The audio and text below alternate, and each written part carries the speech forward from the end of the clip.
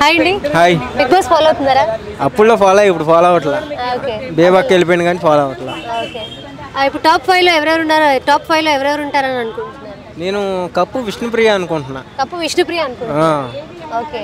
ఎందుకంటే అసలు ఆమె ఎప్పుడో వెళ్ళిపోవాల్సింది, కానీ వెళ్ళకుండా అంత పట్టుదలతో నిలబడిందంటే డైరెక్ట్గా కప్పు తీసుకుని వెళ్ళిద్దేమో అనిపిస్తుంది నాకు. ఓకే. ఓకే. అండ్ నేను ఆ పృథ్వీ వెళ్ళిపోయాక విష్ణు ఏమన్నా కొంచెం లోన్లీగా ఫీల్ అవుతున్నట్టు కానీ, విష్ణు పృథ్వీ మిస్ అవుతున్నట్టు కానీ ఏమన్నా అనిపిస్తుందా? ఎవరైనా మిస్ అవుతారు కదా. ఇప్పుడు నెల రోజులు మనతో ట్రావెల్ చేసిన వాళ్ళు గమ్మును కనపడకుండా వెళ్ళిపోయినా, ఊరు వెళ్ళిపోయినా సరే మనం ఫీల్ అవుతాం, తెలియని వ్యక్తులే. అలాంటిది బిగ్ బాస్ హౌస్లో ట్రావెల్ చేసి అంత క్లోజ్గా మాట్లాడి ఒక వ్యక్తి బయటికి వెళ్ళినప్పుడు కంపల్సరీ ఫీల్ అవుతారు కదా. సో అట్లాగే ఫీల్ అయ్యింది అంతే. ఓకే. టాప్ 5లో ఎవరెవరిని ఎక్స్పెక్ట్ చేస్తున్నారు? నేనైతే ఎవరిని ఎక్స్పెక్ట్ చేయట్లా. కప్పు తీసుకుని ఎవరు వస్తే వాళ్ళకి చేయకూడదు అంతే. హాయ్ అండి. బిగ్ బాస్ ఫాలో అవుతారా? అప్పుడప్పుడు చూస్తుంటాం.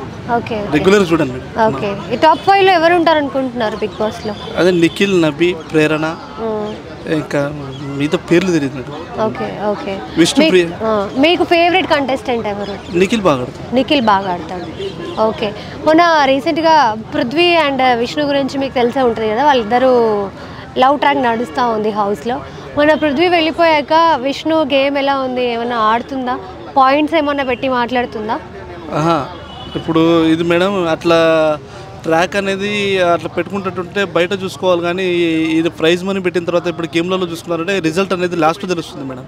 ఎందుకంటే ఫైనల్లో ఓట్లు వేసేటప్పుడు మీలాంటి వాళ్ళు మాలాంటి వాళ్ళు చేతుల్లో సెల్స్ ఉన్నాయి కదా, రిజల్ట్ అనేది తెర మీద చూపెడతారు వాళ్ళు. చాలామంది షణ్ముఖ ప్రియ, సిరి ఇలాగే చేస్తే ఫైనల్ రిజల్ట్ ఎలా ఉందో మీరు కూడా చూశారు కదా. దానివల్ల చాలామంది స్పైల్ చేసుకుంటున్నారు. ఇప్పుడు గేమ్ ఆడేటప్పుడు గేమ్ పరంగా గేమ్ ఆడాలి, అంతేగాని నువ్వు వచ్చేసి నేను ఆ అమ్మాయిని చూసుకుంటా, అమ్మాయి నాతో క్లోజ్, అమ్మాయి నా క్లోజ్ ఫ్రెండ్, నా అమ్మాయితో క్లోజ్గా ఉంటుంది. ఇది చూసే వాళ్ళకు జనాలకు ఎట్లా అనిపిస్తుంది అంటే ఇది మనం ఆడేది చిల్డ్రన్స్ కాదు, మనం ఆడేది చిన్న పిల్లలం కాదు, మనం ఏదో చదువుకోవడానికి వెళ్ళలేదు. మనం ఆడ ఒక గేమ్, ఒక 50 లక్షల ప్రైజ్ కోసం మనం వెళ్తున్నప్పుడు అందరం వదులుకొని వెళ్ళాం. మనం ఇప్పుడు సెలబ్రేట్ అయితే ఎపిసోడ్లు వదులుకోవాలా, ఈవెంట్స్ వదులుకోవాలా, తన సీరియల్ వదులుకోవాలా, అవునా కదా. ఇన్ని వదులుకొని మనం వచ్చినప్పుడు మనం లైవ్ ట్రాంక్ అని ఎలా నడుపుతారా? మీరు కావాల్సింది ఏంది? Prize money. అటువంటిప్పుడు మీరు బయట చూసుకోండి, ఎలిమినేషన్ అయిపోండి, ఇద్దరు తొందరగా వెళ్ళిపోండి, బయట చూసుకోండి, అంతే కదా మేడం. మేము అనేది అది మేడం. ఇప్పుడు బిగ్ బాస్ పరంగా చూడండి, ఎందుకంటే ప్రైజ్ మనీ చాలా మంది మధ్యతరగతి కుటుంబంలో మధ్యతరగతి వాళ్ళు చాలా మంది ఎదురు చూస్తున్నారు. ఇప్పుడు వీళ్ళు సెలబ్రిటీలు, ఒక మాట ఈ తేజ కానీ రోహిణి కానీ వీళ్ళందరూ ఒక సెలబ్రిటీలు, సీరియల్ ఆర్టిస్ట్. వీళ్ళు ఏం చేస్తారంటే బయటికి వెళ్ళిన తర్వాత సీరియల్ అయినా చేసుకొని బతకగలుగుతారు, ఈవెంట్ చేసుకొని బతకగలుగుతారు. ఇప్పుడు మధ్యతరగతి కుటుంబంలోకి ఎవరికైనా ఇచ్చారనుకోండి, వాళ్ళకి 50 లక్షల ప్రైజు చాలా ఉపయోగపడుతుంది. ఇంతకుముందు గంగాభోగం తీసుకొచ్చినప్పుడు ఆమె ఏమేం చేశారు, ఆమె కష్ట సుఖాలు తెలుసుకొని నాగార్జున గారు ఇల్లు కట్టించారు. ఇప్పుడు దానివల్ల ఉపయోగం ఉందా లేదా? ఆమె జీవితాంతం అనుకుంటుంది ఆమె ఆ ఇంట్లో ఉండి. అలాగే ఎవరికైనా ఇంకొకరికి హెల్పింగ్ చేసినట్టు ఉంటుంది కదా బిగ్ బాస్. అంతేగాని మీరు సీరియల్ తీసుకున్న వాళ్ళని, సెలబ్రిటీలు తీసుకుని వచ్చి వాళ్ళకు పెడితే ఆ ప్రైజ్ వాళ్ళకి ఇస్తే వాళ్ళు ఇంకా ఎంజాయ్ చేసుకుంటారు. వాళ్ళు బయటికి వెళ్ళే సీరియల్ రావా, ఈవెంట్లు చేసుకోలేరా? మధ్యతరగతి కుటుంబంలో సామాన్యులకి ఇవ్వమని మేము విన్నపించుకుంటున్నాం. ఎప్పుడైనా ఏ బిగ్ బాస్ షో అయినా ఎన్ని సీజన్లన్నా ఉండని, 8 కానీ 9 కానివ్వండి, ఏదైనా కానీ ఒక మధ్యతరగతి కుటుంబంలో ఒకని కంపల్సరీ. అలాగే లాస్ట్ సీజన్లో కూడా పల్లవి ప్రశాంత్ అనే ఆయన, నేను రైతు కుటుంబం నుంచి వచ్చిన వాడిని, నేను వచ్చిన ప్రైజ్ మనీతో నేను రైతులకు ఏమైనా చేస్తాను అని అన్నారు. బట్ ఇప్పటి వరకు ఆయన ఏమి చేసినట్టు ఎక్కడ లేదు కదా. అంటే మేడం చెప్పుకోరు కదా మేడం. ఇప్పుడు చేసినట్టుగా కొంతమంది పబ్లిసిటీ చేసుకుంటారు, ఇతను చేయలేదు. కానీ అంతమంది నేను ఖచ్చితంగా చేస్తాను పబ్లిసిటీ చేశాడు కదా, నేను ఏదో ఒకటి చేస్తాను అంటే ఇప్పుడు అంతమంది ముందు మాట ఇచ్చినప్పుడు కంపల్సరీ చేయాలి.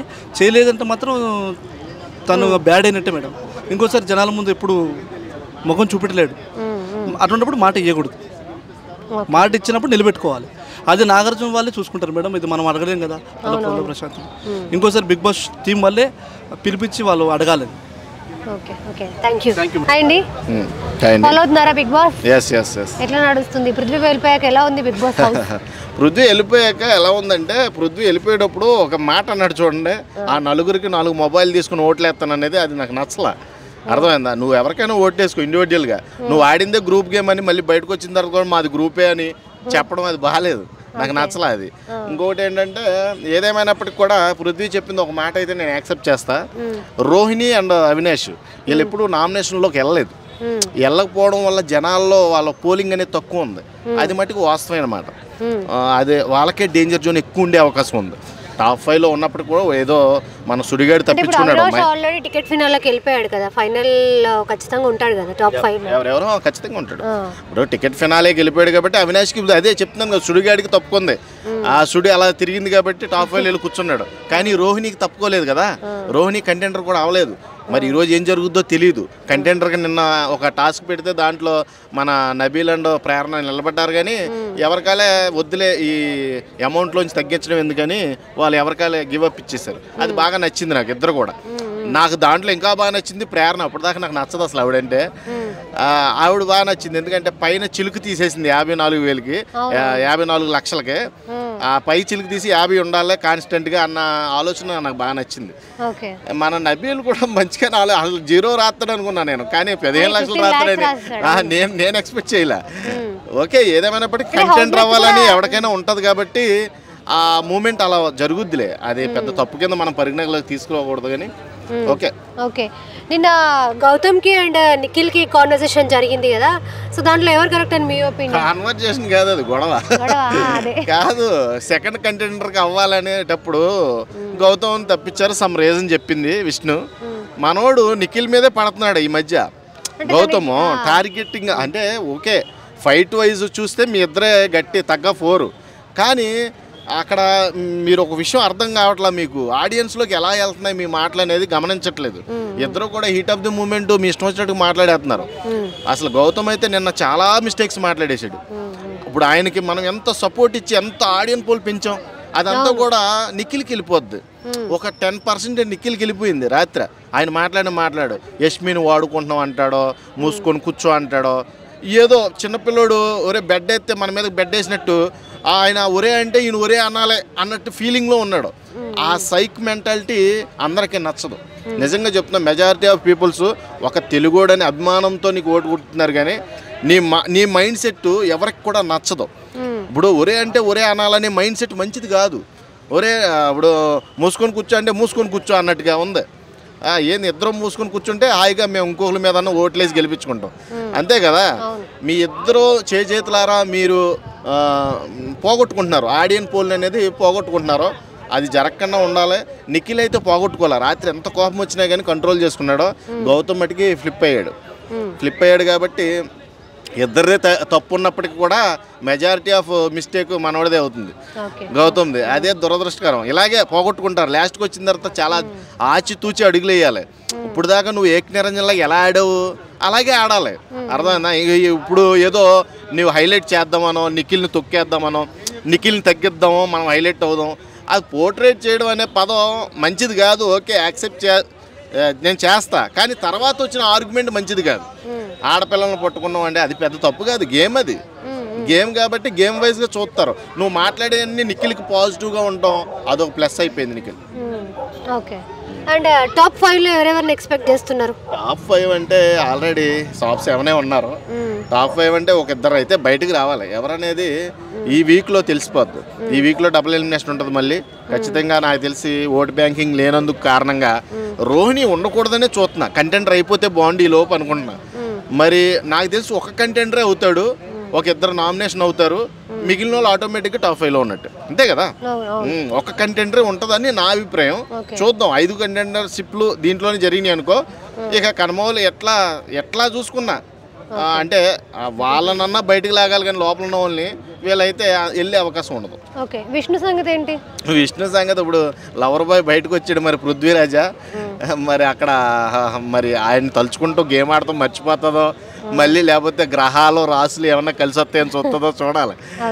ఎప్పుడు ఏం నాకు అనిపించలా, నెబ్బీగాళ్ళే ఎక్కువ ఓట్లేసి ఆవిడని ఎంత దూరం తీసుకొచ్చారు, కానీ నాకు ఆవిడకి ఏమైతే నాకు ఎప్పుడు కూడా ఆవిడలో ఎప్పుడు ఫైర్ కనబడలా నాకు. ఓకే, నబీల్ లాస్ట్ 2 వీక్స్ నుంచి కొంచెం డల్ అయినట్టు, మాటలు ఫ్లిప్ అవుతున్నట్టు ఏమైనా అనిపిస్తుంది? అవును, బ్యాక్ పిచ్చింగ్ ఫ్లిప్పింగ్ ఏమి ఉండదు, కానీ వాడికి అంత స్ట్రైట్ ఫార్వర్డ్ ఉంటాడు, కానీ బ్యాక్ సైడ్ ఎక్కువ మాట్లాడేది ఎక్కువైంది. అట్లా మాట్లాడడం వల్లే నీకు ఆట కనబడట్లేదు జనాలకి. ఇప్పుడు నబీల్ గురించి ఒక క్వశ్చన్ రేస్ అవ్వట్లా. ఇదివరకు 13 వీక్స్ బ్యాక్ చూస్తే నబీల్ మాట చెప్తే చాలు ఫాలోయింగ్ అలా ఉండేది, నబీల్ నేమ్ రాస్తే చాలు. కానీ ఇప్పుడు నబీల్ అని కూడా కనుమరుగైపోయాడు. అంటే ఇప్పుడు టాప్ రేస్లో ఉండాలి అని ఉంటున్నాడు, కానీ అక్కడ నబీల్ అనే పాయింట్ విన్నర్ రేస్లో ఉండట్లేదు. అది గమనించి బాగా ఆడితే ఎదరికెళ్తాడు Nabeel. Okay Nabeel title winner ఎవరు అనుకుంటున్నారు? ఎవరు టైటిల్ విన్నర్ అంటే ముగ్గురులో ఉంది, గౌతమ్ అండ్ నిఖిల్ అండ్ నబీల్. వీళ్ళ ముగ్గురులో ఎవరైనా ఎప్పుడైనా సరే లెగిసిపోవచ్చు. నాకు తెలిసి వీళ్ళ మాటల వల్ల పోగొట్టుకుంటారేమో అనిపిస్తుంది నాకు విన్నింగ్ రేసు. వీళ్ళ మాటల వల్ల ఇలాగే ఉంటే వీళ్ళ మాట తీరు ఖచ్చితంగా వీళ్ళు డౌన్ అయిపోయి వాళ్ళు ఎక్కేస్తారు పైకి. ఎవరు ప్రేరణ, నబీల్ అండ్ అవినాష్ వీళ్ళ ముగ్గురు ఎక్కేస్తారు. కాబట్టి ఏదైనా సరే మాట అదుపు, నోరు దగ్గర పెట్టుకుంటే నీకు అన్నీ మంచిగా జరుగుతాయి. నోరు మట్టికి మీ ఇద్దరు కుదిరలేదు, మీ ఇష్టం వచ్చినట్టు మాట్లాడుతున్నారో. ఇప్పటిదాకా లేని మాస్క్ని నిఖిల్ తీసేసి ఆడుతున్నాడు. ఇప్పుడు తీసేసి ఆడినప్పుడే వెరీ డేంజర్. ఇప్పుడు పంజరంలో ఉన్నని చెప్పి పులి కొంచెం కంజెక్టెడ్గా మనం దగ్గరికి వెళ్ళి కూడా ఆటలాడవచ్చు పులితో. పంజరంలో ఒకసారి బోన్ తెరిస్తే దాని ఆట ఏంటో చూపిస్తుంది, అర్థమైందా? మనం పరిగెట్టాలి. కాబట్టి మాస్క్ తీసాడు కాబట్టి వాళ్ళిద్దరు వెళ్ళిపోయారు కాబట్టి మాస్క్ తీసాడు. తీసినప్పుడే జాగ్రత్తగా ఉండాలి నిఖిల్తో. మీరు ఉండకపోతే డేంజర్ జోన్లోకి వెళ్తారు.